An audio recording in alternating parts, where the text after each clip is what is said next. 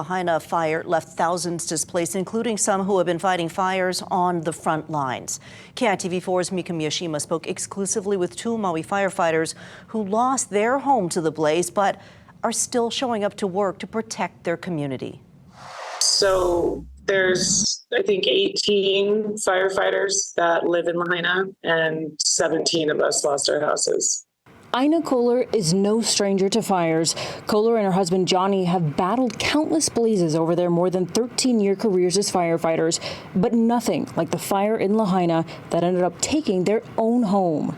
Honestly, it was like an apocalypse or like Armageddon. It was just fire and black everywhere. I've never seen anything like it. Even in Lahaina, I'm from Lahaina, and the wind that day was, I've never felt any like that before. Kohler was on the front lines the day the fire broke out, battling the flames and helping rescue people who were trapped in Lahaina. We made our way through town, through down telephone poles, we had like a route that we'd just go in and out, and trying to just get as many people as we could find in the burned area. And we found so many. And those winds, relentless.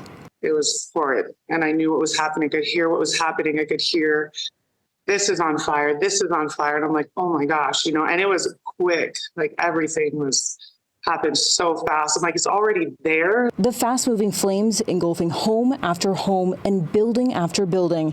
Two of her fellow firefighters were battling the raging inferno. And they watched their homes burn as they fought for the other homes in the neighborhood. I hit really hard. I was like, oh my God, you guys just watched your house burn down. Kohler stuck to her mission to save lives, even as her house burned to the ground. You can see it from the road, and I would check on it every time we drove by. And it held up for a while.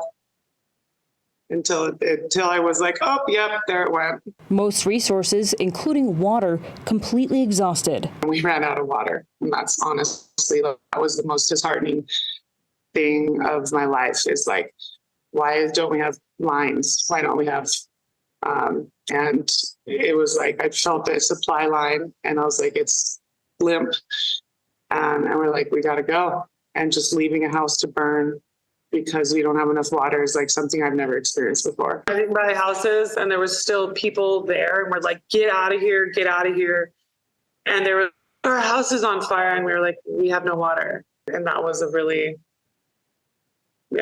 was a really big thing. Felt really defeated. Our house were some of the last to burn down. We were way out of water by the time it reached my house, and we were doing basic support, trying to get people from Front Street, from the impacted area out of all the burned area, because we heard that we kept getting calls for people that were survivors that were in the water that, once the heat kind of settled, that we could go in and get them. Kohler says there were times she didn't think she'd make it out alive.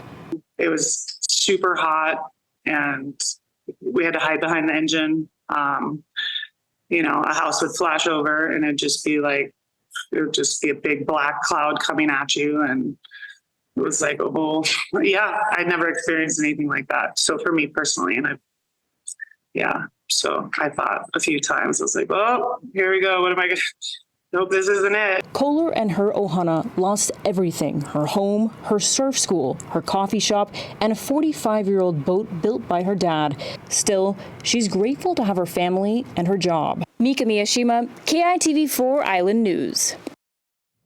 And New at 6 will tell you where they're living and what they're asking the community to do now. And we have posted a link to a GoFundMe page set up for the family on KITV.com. We'll be back with more fire coverage right after this.